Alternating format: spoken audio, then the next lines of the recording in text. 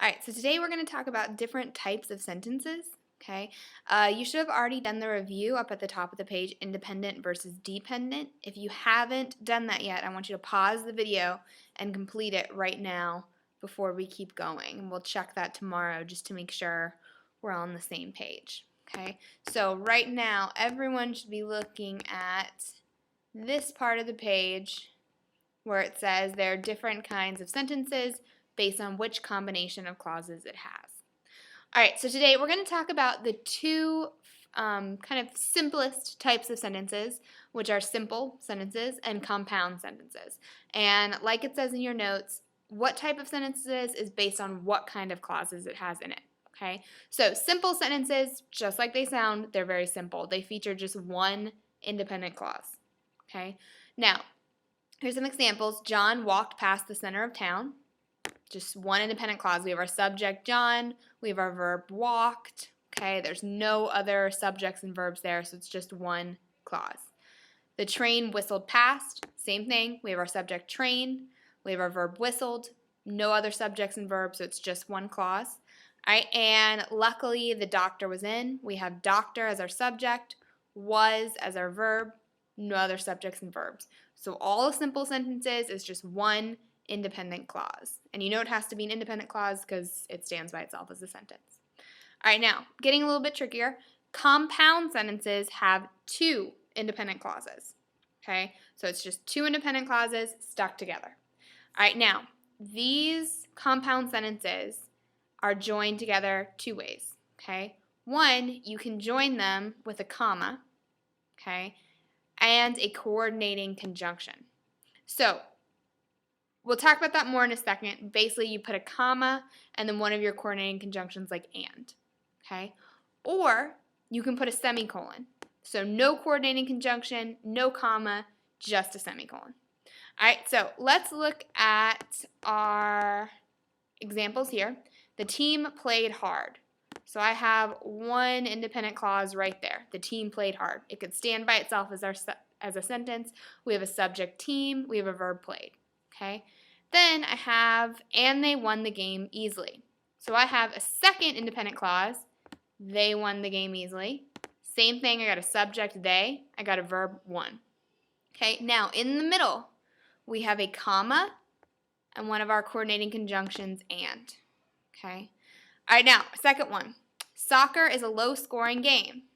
Same thing. I got an independent clause there. Soccer is my subject. Is my verb. It can stand by itself as a sentence. I have a second independent clause. However, it is still very exciting. Okay? And then I join them with a semicolon. So instead of having to put the conjunction or comma conjunction, I can just put the semicolon. Okay? All right, last one. The forward kicked the ball and the goalie grabbed it. The forward kicked the ball is one of my independent clauses. The goalie grabbed it. We have a second independent clause. Just like in our first example, we joined it with a comma and. Okay? Now, I told you a couple minutes ago that you can combine it with a comma and a coordinating conjunction. Now, we've talked about coordinating conjunctions before, but I know we can forget things, especially when it comes to grammar. So here's a little review. You can remember the coordinating conjunctions as fanboys. For, and, nor, but, or, yet, so.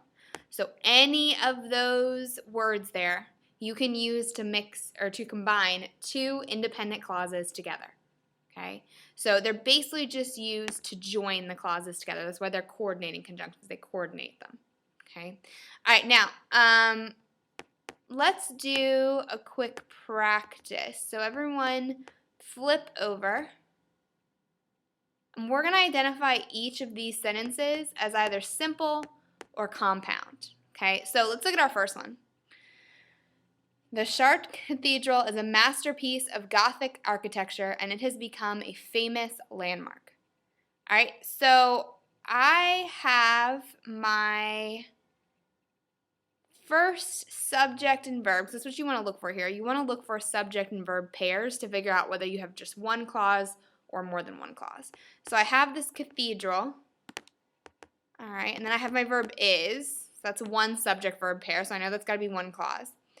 And it has become a famous landmark. Well, I got it and has become as another subject-verb pair. So I know right away this one's got to be compound. So I'm going to put a C next to it. And you see it's got that comma and in the middle of the sentence. A comma fanboys or a semicolon in the middle of a sentence, always a good clue it's compound. All right, number 2. The town of Chartres is built on the bank of the Uri River. All right, so same thing. I'm going to look for subject-verb pairs, see if I have more than one clause. So I got the town of my subject is built as my verb phrase.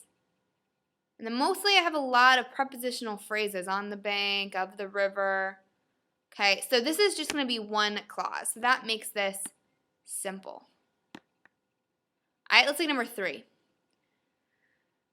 Chartres is located in north-central France. It is the capital of Eure-et-Loir. I totally butchered all these French words. I'm sorry.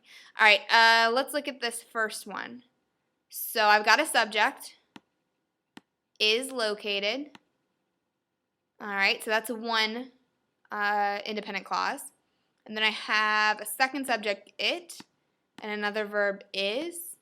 So that's one's going to have to be compound. I have 2 clauses there. And another big clue, we have that semicolon in the middle. All right, so remember that semicolon or that comma fanboy is always a big hint that it's probably going to be a compound sentence. All right, now what I want you to do, go ahead and do 4, 5, and 6 on your own, okay, and then we'll come back and go over them in a minute, okay? So right now, 4, 5, and 6 on your own.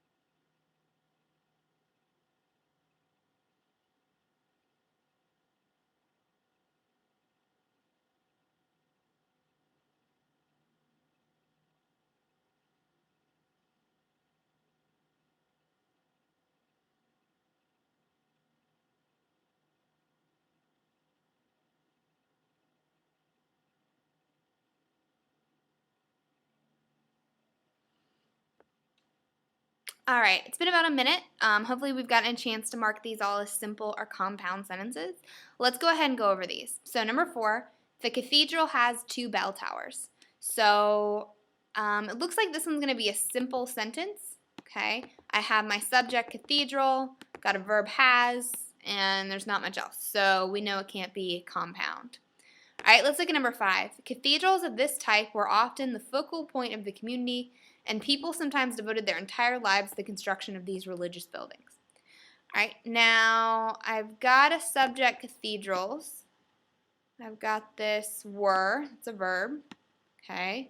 And then I have another subject, people, and another verb, devoted. So right away I know this has got to be compound because I have 2 pairs of subjects and verbs. We got our big clue, comma, and that comma fanboy is in the middle of the sentence. Usually lets us know it's compound. All right, a fire in the year 1194 destroyed most of the cathedral, but it was rebuilt between 1194 and 1230. So I got a subject, fire, verb, destroyed, subject, it, verb, was. So this one's going to be another compound. All right, and once again, we got our comma fanboys in the middle. That helps us figure that out as well. All right, last part, we're going to punctuate the following compound sentences. So that means we're either going to add a comma or a semicolon. Okay, let's look at number 1. Ginny is my dog's name. Her name used to be Cassie. Now I put a nice big space where I want you to put your punctuation. So you got to figure out for this first one, am I going to put a comma or am I going to put a semicolon? Now you only use a semicolon if you're joining 2 independent clauses without any coordinating conjunction. So basically if you see a fanboys, you do not want to put a semicolon, okay? All right, here, got my space. Ginny is my dog's name. I got 1 independent clause. Her name used to be Cassie, another independent clause. I don't see any fanboys, no, for, and, nor, but, or, yet, so. So I'm going to put a semicolon. All right, now number 2. I got her about 2 years ago, but she is almost 5. All right, so I got 2 independent clauses again. I got her about 2 years ago. She is almost 5, and I got a fanboys here, that but, to help me join the 2 clauses together. So since I have a fanboys, I know I only want to add a comma. You never want a semicolon if you have one of your coordinating conjunctions. All right, so now what I want you to do, go ahead and do 3 through 7 on your own, okay? Make sure that you are putting in either a comma or a semicolon. Tomorrow we're going to check that, do a little bit more practice, make sure we all understand simple and compound sentences. All right, have a great night.